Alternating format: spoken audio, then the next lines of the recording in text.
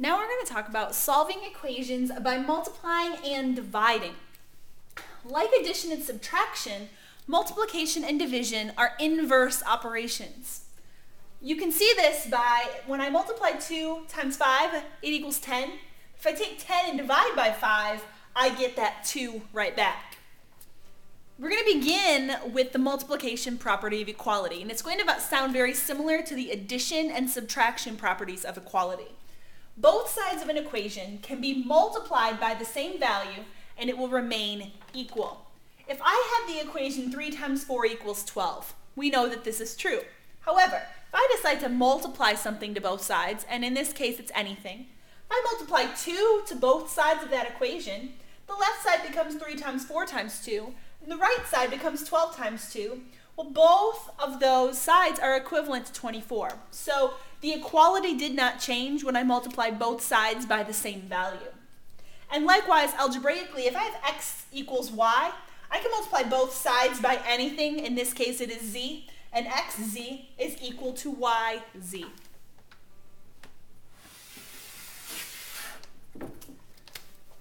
So if I were to solve equations by multiplication, the reason I would do this is if my variable is being divided by something and I needed to undo that division to isolate my variable. In this case, I have x divided by 7 equals 10. Now to undo division, the opposite of division is multiplication. So I would need to multiply something on both sides. But what would make the most sense? Well, here I want to show you that I've multiplied both sides by 7. And not only is it 7, it's technically 7 over 1. And when I picture this, remember that a fraction is just an unsimplified division problem. And so technically, when I use a fraction bar to denote division, I can kind of think of them very similarly. If I have x divided by 7 and I multiply by 7 over 1, I can use my cross-canceling skills, and I know that 7 goes into itself one time. And so I end up with 1 times x. And 1 times x is just x.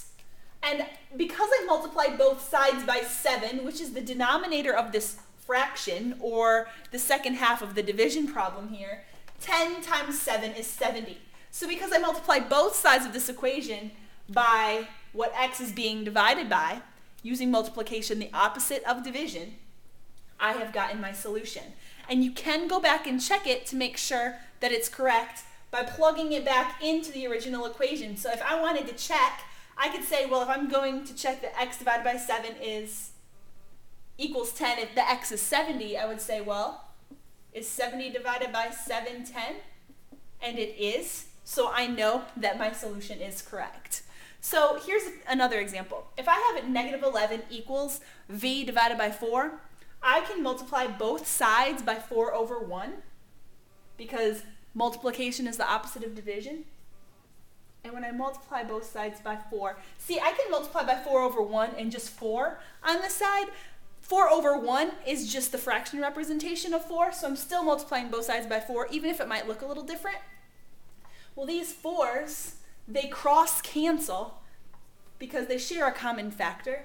And so I'm left with v equals negative 11 times 4 is negative 44. And then here I have 9/10 equals w divided by 20. The opposite of division is multiplication, so I can multiply both sides by 20 over 1. In this case, I can keep it as 20 over 1 because I'm working with a fraction, so it would be to my benefit to use the fraction version of 20. I know that these can cross-cancel to make 1, which is what I'm doing. I'm trying to get it so I get w by itself.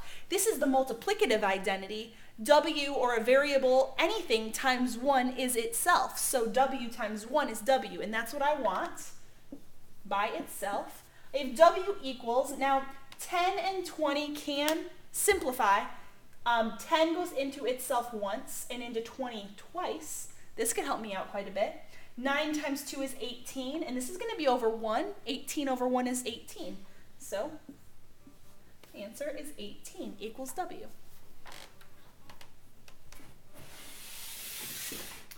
Just like the multiplication property of equality, I have the division property of equality, which states exactly what you think it might. Both sides of an equation can be divided by the same value, and it will remain equal. So if I had something like 10 plus 5 equals 15, we know this is true. If I were to divide both sides of that equation by 3, well, that's 15 divided by 3, and this is 15 divided by 3. You're going to end up with 5 equals 5. So I didn't change the value, or I changed the value, but I didn't change the equality of the equation. And so dividing by the same thing on both sides, it's like a legal move. You're allowed to do it.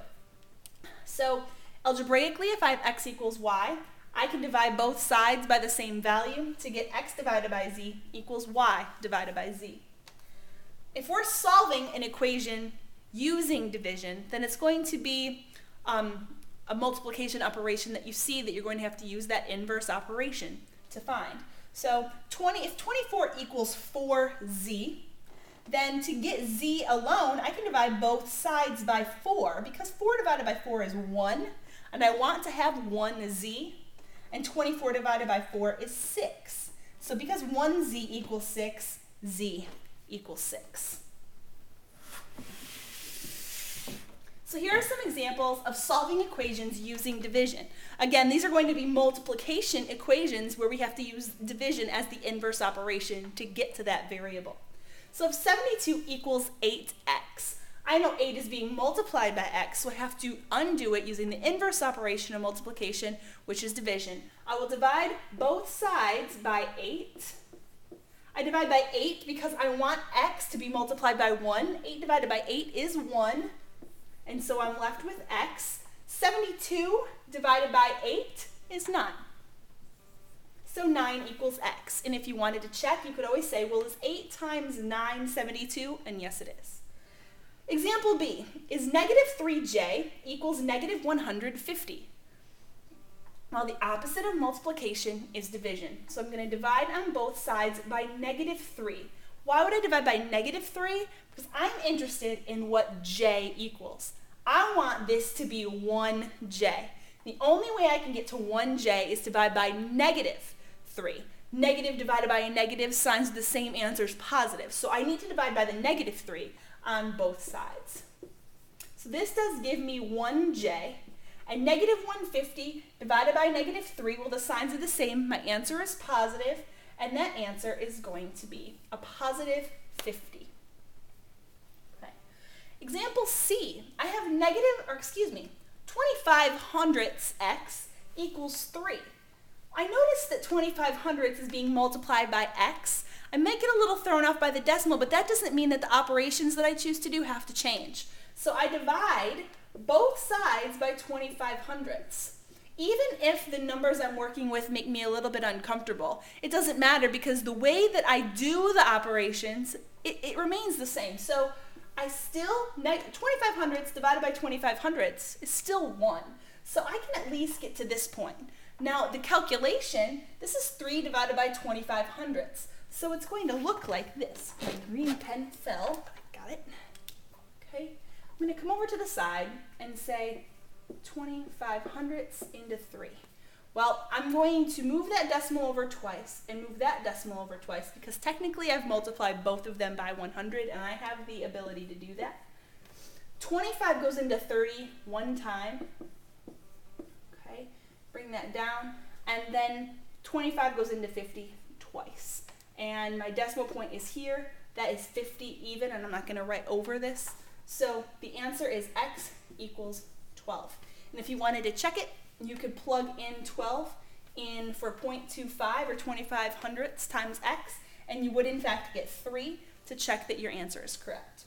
And so then lastly, I have example D. 3 1/5 y equals 8 25ths. Yuck, right? You don't like the looks of that. I don't necessarily like it either. But just because we're working with fractions or mixed numbers, it doesn't change the way that we perform the operations. We want to still solve the equation the same way no matter the kind of number. So this is still multiplication. This is 3 1/5 times y equals a value. How do we undo multiplication? With division. So I'm going to first do divided by 3 1/5. Divided by 3 1/5. I know that something divided by itself equals 1. That gives me 1y, so I know that by doing this, I have y over here by itself. That's exactly what I want. What might be the hard part is the calculation, but you're really comfortable with that by now, I hope. If I'm dividing by a fraction, I'm going to kind of rewrite this. 8/25 divided by 3 1/5. We do have those rules that we need to follow, and I'm going to do that quickly. First, I'm going to change this to an improper fraction. That's going to be 16/5. So I'm rewriting this as 8/25 divided by 16/5. Now I'm changing division to multiplication, and I'm taking the reciprocal of my second number. So I'm going to rewrite it again as 8/25 times 5/16. This works out a little bit nicely now because I can simplify, cross cancel. 5 goes into itself once and into 25 5 times. 8 goes into itself once and into 16 twice. As I multiply straight across, 1 times 1 is 1 and 5 times 2 is 10. So y equals 1/10. Again, you can plug that in and multiply to see if the calculations are correct. So here are just a few mixed examples of solving equations with multiplication and division. I have y divided by 12 equals 10. So I need to multiply by 12 on both sides because the opposite of division is multiplication. So I multiply by 12 over 1 here, multiply by 12 here. These cross cancel, leave me with 1y, and 10 times 12 is 120. In example B, I have 110 equals 5e. The opposite of multiplication is division. So I need to divide both sides by 5 to get e by itself. And e, this is 1e, okay?